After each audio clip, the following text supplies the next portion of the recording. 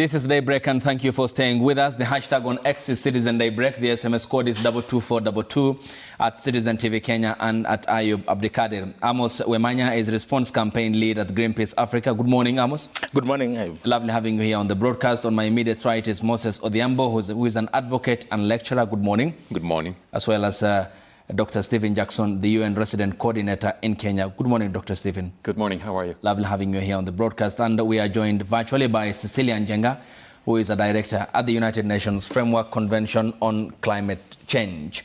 And gentlemen and a lady, arguably historic conference happening, as has been the tradition, the annual climate conference happening in Baku, Azerbaijan. And the key agreement, Amos, coming to you first, from last year's conference in Dubai in the United Arab Emirates was to transition away from fossil fuel.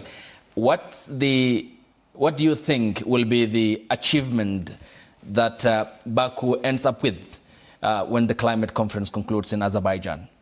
You see, there was an agreement in Dubai on what we call COP29 energy package, which is parties agreeing to transition away from fossil fuels, but also tripling renewables by 2030. When you look at the trends that have taken place since Dubai last year, you see some countries are backtracking on that commitment. And when you look at the goal of tripling renewables by 2030, you find continents such as Africa are still lagging behind. And when you look at the Just Transitions framework, one of the main principles is leave no one behind. But Africa is being, again, left behind in this transition to renewables. So what are we looking at COP29? The reason Africa is lagging behind is the issue of financing. When you look at the continent, we are facing distorted cost of capital. That makes it very expensive for African countries to be able to attract the much needed resources to invest in renewables. So what COP29 could achieve is making available the much needed resources in terms of climate finance to be able to enable developing countries on the continent such as Africa to be able to invest in systems that are going to help them build resilience to the climate impacts. What else can we be looking at? Yeah, and then there's the capacity question here and the commitment made by the richer countries who are the big polluters past the Paris Climate Accord. And we'll be talking about the capacity questions and the commitment on the part of the Global South and the lacking aspect of that commitment from the Global North. Dr. Stephen, coming to you, Kenya will be walking into this conference in Baku as the chair of the African Group of Negotiations. The Nairobi Climate Summit happened. The Sharm el-Sheikh happened before Dubai. Africa seems to have notably a very high presence in its commitment to climate change. But does the presence of Donald Trump, who seems to be ignoring that, Joe Biden not committed, no presence of Sakia Starmer is the only leader from Europe, no Emmanuel Macron, no Olaf Scholz, does this say a lot about the commitment by the big polluters when the African continent is committed? So you're absolutely right, Ayub, and thank you for having us on the program today and for keeping the spotlight on such a critical issue. You're absolutely right that Kenya has an outsized role and Africa has an outsized role. We've talked before about the fact that Africa is in the crosshairs of the climate emergency. It contributes the least in terms of CO2, but it is the continent that experiences it the worst. And by contrast, you're right, my continent, Europe and North America, and some of the newly industrialized nations are the ones that contribute the most to the problem. So Kenya, leading the African Group of Negotiators, has been really critical in bringing a common African position, and I think it's a strong one to the COP. This COP is vital. That's the Conference of the Parties COP, the climate conference. It's vital, it's somber, and it's about finance. That's what I would say. It's somber because of two things. One, we have a world that is riven by global conflict. That does two things. That actually adds to the environmental damage, but it also distracts the world. It's vital because we're inching closer and closer to that deadly 1.5 degree of warming limit that we've set for ourselves. and it's about finance. It's got to be fundamentally about shifting what Amos was just talking to, the underinvestment in climate solutions in parts of the world that are feeling the climate change the worst. Let me inject a note of small optimism. Okay. I would have agreed with you going into this COP that the absence of some major world leaders was a source for concern. And yet, a little bit against the run of play, as we would say. Already on Monday night, we had an early agreement on something that has eluded us for years, which is rules for the carbon credit market. Okay. The successive COPs have been trying to get to that, and they finally got to it. So while I'm concerned at this, what Amos described, that the rolling back of commitments, particularly in my part of the world, at the same time, I do think that there are some early signs of progress. Okay, let me engage Cecilia Njenga then, who is the director of the United Nations Framework Convention on Climate Change. Cecilia, certainly this is a historic leap given the consecutive climate conferences that have been happening. But do you think the Baku Conference on Climate Change will secure the much needed financing for the Global South? No, thank you very much, and really glad to be joining you this morning from Baku, Azerbaijan. Indeed, I mean, COP29 is a crucial moment, and I think this is where we will be doing the test of whether the world is committed to making action, to taking global action. We are dubbing this COP as an enabling COP. Of course, as has been mentioned, finance is going to be the central piece here, and countries are meeting and convening here to discuss and agree on a new collective quantified goal on finance, actually a new target. You will recall, and I think you already mentioned this, that after Paris, there was a commitment for 100 billion, which would support developing countries in order for them to address their climate change crisis, deal with issues of resilience, and ensure that everybody had a stake in terms of contributing to ensure that action was being taken. However, we do know, and we know that in UAE, Dubai last year at COP28, the global stocktake showed us that we were very, very far from being where we needed to be in order to ensure that we were able to secure people and the planet against the climate crisis. Here in Baku, what will be required is that countries will come to an agreement matching the needs to the finance requirement. Because the 100 billion figure was really not aligned to the specific needs and to a comprehensive assessment of what needed to be done. So we are looking forward to see countries, and I'm really excited. Monday was a very tough day for me, being responsible for the intergovernmental process, but I was super excited that we managed in the evening to have an agenda, to be able for countries to agree on what the agenda would be and to be able to start work immediately. Yeah. So there is a lot at stake during this present COP. We need to get our act together. We need to have this crucial moment, and as Jackson has just mentioned just now, we had an early win. The agreement and adoption of the modalities and the rules that would be required to unleash the carbon markets, to set them at work, was a real gain. But now I think the whole world is looking at Baku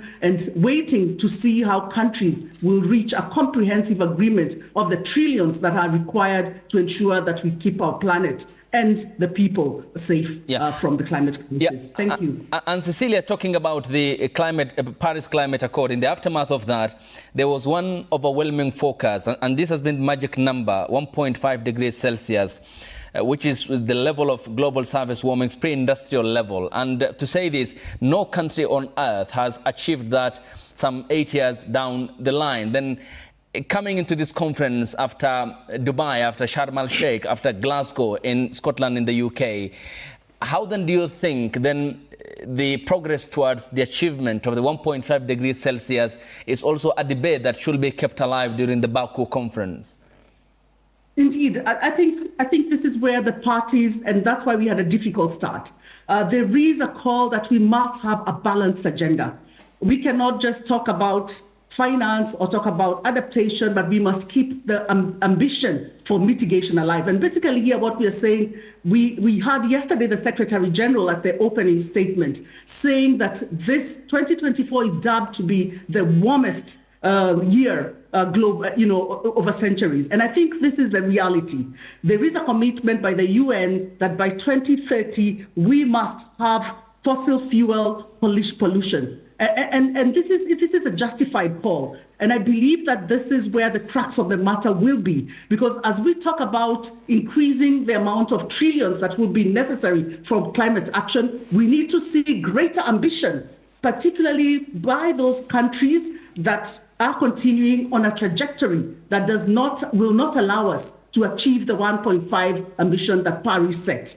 But on the other hand, we also need to see that particularly developing countries, Africa in particular, that more focus is given and more resources. And in UAE, we also agreed that there is need to double adaptation funding to ensure that communities remain resilient, whether it's in agriculture, whether it's in the transitions to more renewable energy, whether it's to ensuring that they have secure and safe water, that the forests and all other ecosystems and resources are secured to ensure that the communities that need to remain resilient to climate change are able to do it. So there is a fine balance here that we will need to achieve here. And this is really going to be the test of whether we leave Baku with a firm commitment, not just for finance, but a firm commitment to ensure that we remain on the track of keeping 1.5 alive. Yeah, all right. And Moses, coming back to studio, this certainly is dubbed as the finance COP. Then do you think there will be a convergence around this certainly much needed financing to offset the consequences of climate change, including for the global southern countries, including Kenya?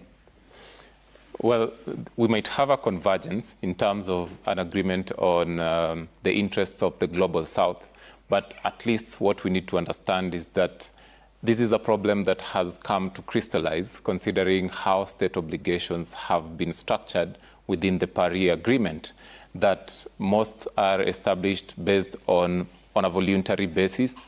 And to that extent, even the implementation framework that we have, that is the Paris Agreement implementation and compliance framework, will have to really play a critical role in attempting to try and establish that balance that Cecilia was talking about in the agenda, reconciling the interests of the global north as well as the interests of the global south.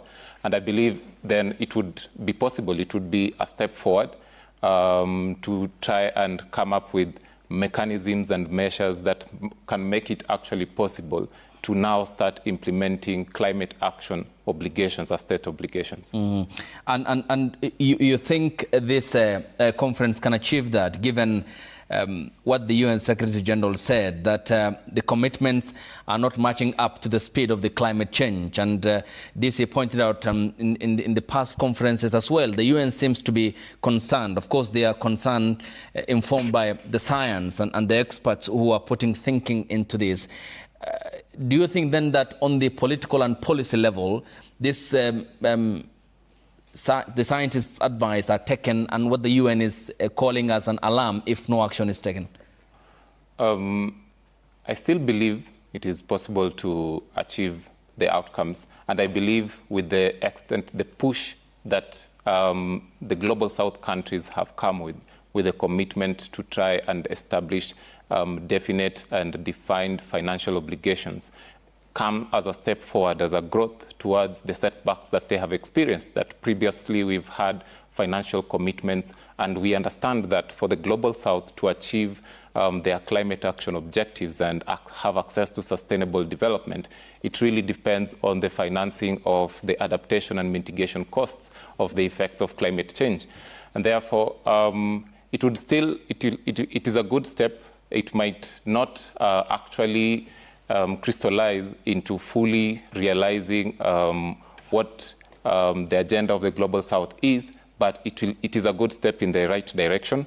What we also need to know is that some aspects of the Global North currently is focused on some short-term objectives, which are based on the extent to which at times political action can be a hindrance to climate action. And to some extent, this being the beginning of that initiative from the Global South, then when these political actions phased away, then for some time, then we might start realizing actually full financial commitments. Yeah, and Amos, coming to you, Kenya is among the few high-ranking countries in the world that is hailed alongside Norway because of its forest and renewable energies. But much needs to be done. Is the pictures we are showing on our screens of the double tragedy of when it rains, flooding, and when there is no rain and the drought. I mean, how do you balance this off? Because if the country is putting through legislation measures to have regulations on carbon offsetting, and clearly then doesn't bear the financial muscle to undertake some of the activities or measures needed to forestall climate crisis and catastrophe, how then can this happen? I mean, when such conferences happen and the African continent and Kenya by extension going there with much commitment, but the output seems not to be reflective of what's on the ground. Yeah, the thing is, in as much as we have a few countries such as Kenya and Norway, as you mentioned, although Norway is a petrostate country, we cannot create our own microclimate. And that's why international cooperation is very much needed. What Baku can help us achieve is trust within the multilateral processes. Because previously, we have had promises that have gone unfulfilled in terms of ambition. When you look at the nationally determined contributions that the countries have put forward, they are putting us on a trajectory to 2.7 degrees warming by the end of this century. So it's not ambitious enough to keep us within 1.5 degrees and the safe, livable planet that we are dreaming of. So Baku has a big role to play here. We have had a history of COPs starting off on a high. For example, in Sharm el-Sheikh, we had loss and damage fund included in the agenda. It was not in the agenda. Last year in Dubai, we had operationalization of the loss and damage fund. This year, we are talking about carbon markets regulations being achieved on the first day. But I hope that these achievements are going to keep a momentum, that at the end of this COP, we have something that is concrete, that is going to ensure that we have restored the trust within multilateral processes and international cooperation is being upheld. And that's why we are saying that nothing short of an ambitious, needs-based climate finance goal being achieved at this COP. And it has to be debt-free. What we mean by debt-free financing options, we mean by having grant-based financing for climate action in developing countries such as Kenya. And if it's loans, it has to be concessional loans with very low interest rates and sometimes zero interest rates. Because what we've seen previously is very high interest loaning facilities being extended to developing countries, countries on the front line of the climate crisis, and being counted as climate finance, being counted as contribution of those who have put us in this climate crisis to finding the solution. That should not be the case with Baku. With this new collective quantified goal on climate finance, it must be an enabling facility. Yeah, and Dr. Stephen, it ought not to take, as Alok Sharma did, to shed a tear in Glasgow 2021 in Scotland for commitments to be made, because he really was concerned as the president of the climate conference then, some 3 years ago, of how countries like India, Saudis, and some European countries were pulling their feet, mechanisms, but no commitment in the final agreement. He had to shed a tear. Does Mukhtar Babayev have such a task, given that the UN has been constantly warning about this? And have parties come to the realization of the consequences upon planet Earth? I'm not sure, is the honest answer. Our Secretary General, in his opening remarks, and my sister Cecilia already referred to this, he said that the poorer countries of the world cannot be allowed to go home empty-handed from this conference. What he means is that it is time to pay up. The commitments have been made and they haven't been lived up to. And this is, in that sense, therefore, the finance COP. But I want to go back to what President Ruto said last year. You already mentioned the Africa Climate Summit. He was doing something interesting last year, which was to try and break out of what he called these binaries of blame. You've caused the problem, polluter pays, you need to compensate us, you need to provide us adaptation financing at scale, mitigation financing at scale. We know that the sums of money are eye-watering in their size. Just even that commitment that was made on adaptation financing, $100 billion. So that's what, about 12 trillion Kenya shillings, and it hasn't materialized. Now, what President Ruto was saying was, this isn't going to come from public sector. It's not going to come from traditional aid. It has to come from private sector investment. But exactly what Amos has just said, that investment is both too small in the amount that is coming, and it's too expensive. To use one concrete example, to do a wind farm in Kenya, and we've done many of those and very successfully, but it costs you almost 10 times as much in interest repayments as it would to do a similar wind farm in Germany.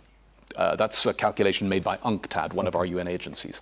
So we have to bring down the costs of those kinds of investment so that private sector investment can come in at scale. And I think that was what President Ruto was talking about, and I think it'll be very interesting to see the dynamics of those conversations in this COP. Can we find another path forward that really looks at other streams of financing that can come in from the reform of the multilateral development banks, from the private sector? And that, to conclude, is also what our Secretary General was talking about in the recent Summit of the Future in New York. You remember in September at the GA, the Summit of the Future had a big component on reforms to the international financial architecture. That's a key for this COP.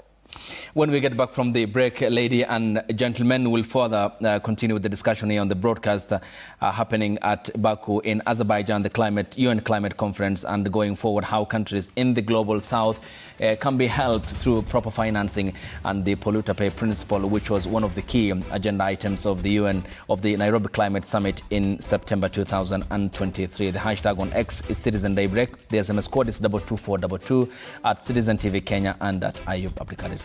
Back with more after the break on the broadcast.